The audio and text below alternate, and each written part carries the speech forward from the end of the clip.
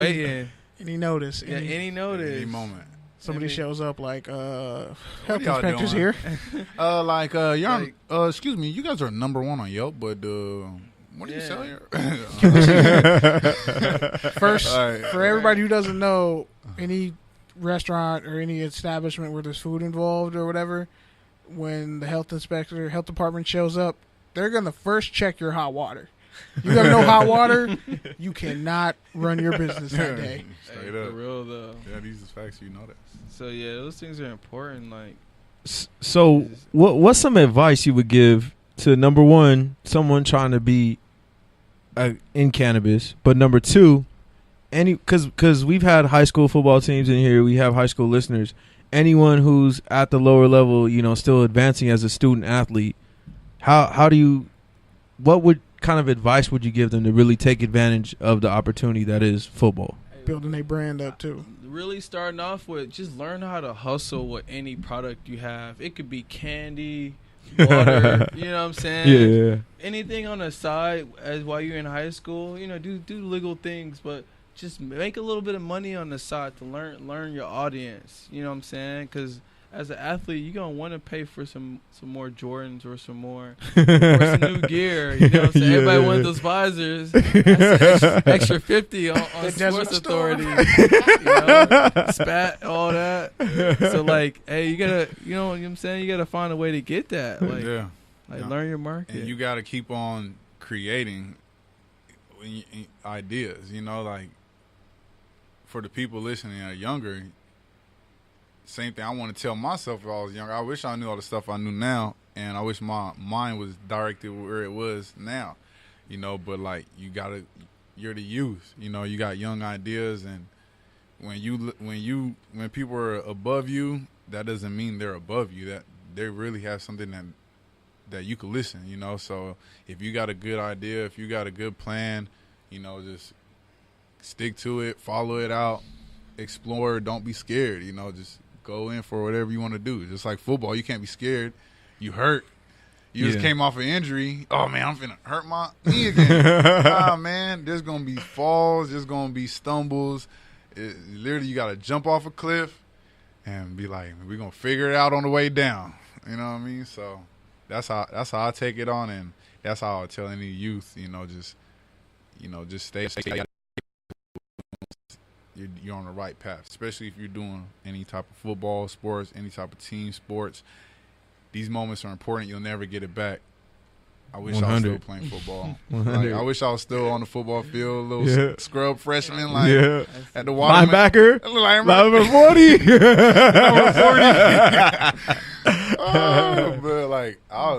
I would love to play football at any level again. Stay on that craft. Stay on that craft. As long as you can. Yeah. For real, though. Staying in football or basketball, tennis, golf, sports. What's the thing you guys miss the most? Team. Camaraderie. Parties. He said, let me be honest real quick. Parties, the team's there at the party. Yeah, the team's at the party. Yeah. To keep it real, that you go to the party, your team is at the party, and the team makes the party what the party is. Then you talk about it the next day. Yeah. And then you talking about coaches and then this and that, and then, I don't know. Then you down by 21 in the game, and then y'all win by a touchdown, It's just the moments from small to little, from locker room to big games to blowouts. I went to play RCC Pete No when undefeated, 22 games, and we blew out a team by 72, 74 to 6. We was mad they scored 6. They missed that always happens. We was hot. We was hot, bro. They ain't scoring one touchdown. They kicked 2 field goals. We was mad. Dang, man, we put up 74, and they scored 6. We suck. But it's look at the papers the next day. You look at the papers like you waiting, like, man, who got the picture in the paper? You know, like That's when those stats be crazy too. It'd be like 15 tackles, 3 picks. You're like, man, I knew I was gonna eat. You know? And you talking in the locker room, you getting it taped up. You know, like I miss a lot of stuff about playing sports, man. But like going through something with someone else and getting stronger while you're doing it, that's probably the best thing. And then seeing the result, winning games. And that's probably what you get now out of your lifestyle. Yeah. Every day is a challenge, man. Every day I wake up like it's football, and man, I'm telling you right now, I wake up like, oh shoot, what's good? What time is it? I'm late to something. Like, nah, it'd be like 5. It'd be like honestly like 6:30. I'm waking up like, oh damn, what's going on? But like after that, my days start going. I can't get up, do it down up. Like, oh, shoot, I'm late to practice. We never called them down ups. They were always up downs. Yeah, that's the ever ending. Yeah, ever ending debate. Down ups. Yeah, we might need a poll for that one. Stretch up or catch up. It's like, yeah, man. Is that like an IE thing? What, down ups? Yeah, because in the South. I don't know. That's just what our coach called it. What y'all call up down? He's from Georgia. Up down, yeah, all day. Up down. I'm what I'm saying. Well, it's down ups because you go down first. But you start standing exactly. up. Well, you can't up. I guess up, down, up, down. Up. But you get down. Now get down, up, down. Oh, I guess. Tomato. It's weird. Yeah, it depending how if they're down, I feel like they're down ups if the coach is really pissed at you. Right. Y'all know y'all got to start practice. Like you be like, okay, everybody stretch. Down ups. Wait, what? Oh, who messed up? Hey, that's something Cali people be doing. Like, hold on, coach, you said what? Up downs. All my teammates are dickheads. They did that. Coach, we already up. Don't you mean down up? And then they coach get hot like 25 more. You know what? You right. Get your head down and up. You get to stand. It don't matter. Do it on the whistle. How about this? Get down. Okay, come back up. All right, now do that again. Hey, that's a Cali vibe. They love correcting everything. So let me ask you this: when you find yourself out there, doing your business meetings, doing your networking, whatever that means to you in your day to day, week to week, do you find people that look like you? Do you find diverse people, or are you the darkest person in the room every time? And how does that make you feel? About 75 to 85% of the time. Yeah. But not all the time. I went to a conference earlier today involving the clothing line, Certified Culture. Shout out. Shout out to Certified Wearing the Shout out to shirt. Shane. Wearing the shirt. Shout out to my boy Shane, my business partner. But it was about selling products in Japan, and there's three colored people. 3 people my color there. And but in the cannabis world, I would say there's not enough. We're out here doing it, but it's up and down. It's hard. Brian? I think people of cultural backgrounds of multicultural, they need to go out there and be more active in the political community with cannabis, or we're just going to meetings. Yeah.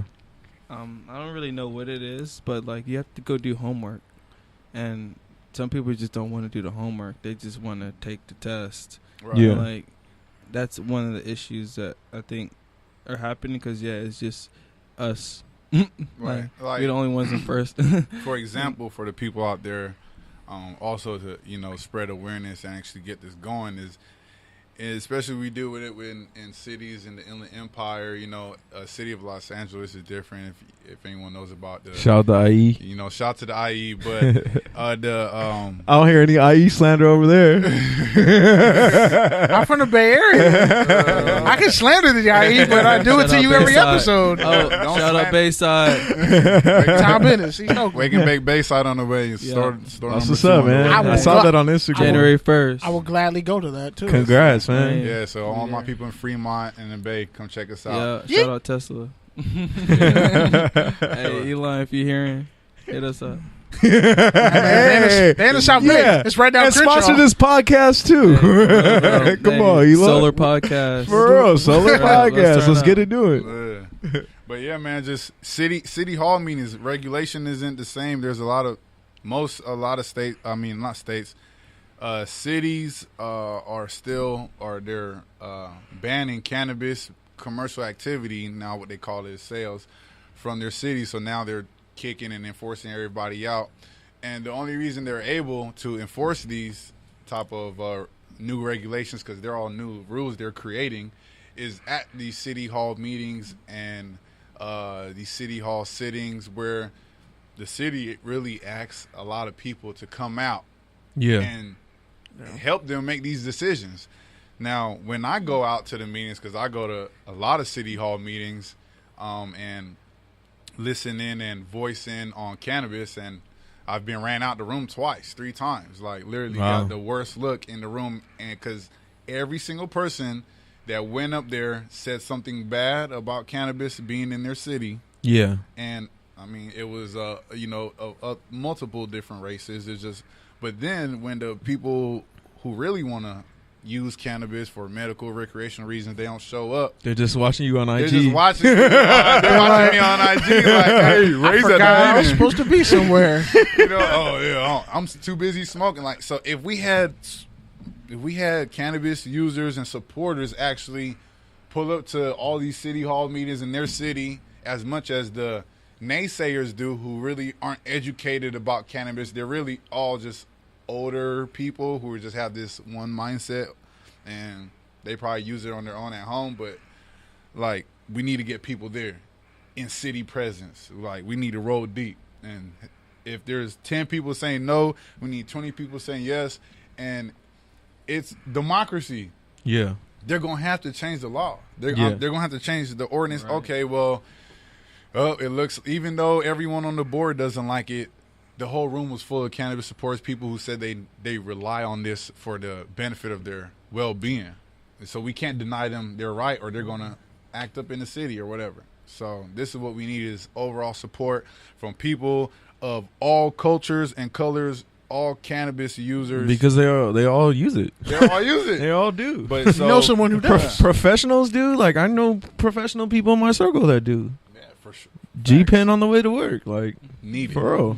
Need it right after practice. Coach got me stressed out.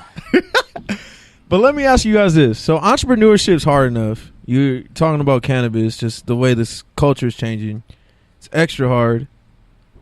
Being black in America is not easy. So is it something that you guys have learned through playing football? Is it mentorship? Is it just you were kind of born with it? How do you both stay motivated and keep persisting? Especially since both of you being from different places. You being from, you came from Georgia? Atlanta, yeah. Shout out ATL. No Hey. Top down on the no. Hey. Shout out Barbados. We got shout out Caribbean. Magic City? I mean, it just goes back to being a student athlete. You carry yourself with being a good athlete or a certain type of athlete, carry yourself with a different type of swagger, confidence. Yeah. That plays into it. And then, having the resiliency, fearlessness to feel like no matter what room you step in, you have the ability to make more of an impact than whoever's in the room. And people feel that. And sometimes that goes farther. Sometimes I talk to people who at first they look at me, and then when I start talking. But what I'm asking you is, so do you feel like it's something you were born with? You've always been that way? Or do you feel like it's something that's kind of grown? Or you have people the black teach you? experience? It's the community. When you actually pay for a team, the people that actually pay for a team, they have a certain personality trait too, to where it's welcoming as a culture to like be free and open about your ideas or what you're trying to pursue. If you didn't pay for a team, you just went to an elementary school when you're a minority, your voice might not be heard as much, so you don't have that confidence to keep going. You know what I'm saying? Right. So like, that's a great point. That's kind of what we've always been a part of the team since we're younger. I'm sure y'all as well. Yeah. So it's like, okay, in a huddle, you might be able to get to say something. You know what I'm saying? In a classroom, if you say something, you got to raise your hand. And if you're not right, ooh boy, you got to deal with those giggles, you know. So like, you know, just that openness gave us confidence and gave people around us confidence. It's like, yo, we're all a team here. You know what I'm saying? And bring that to like life situations. I think like that's a big thing. So like what you saying? Some people are born with it for real. Yeah. Some people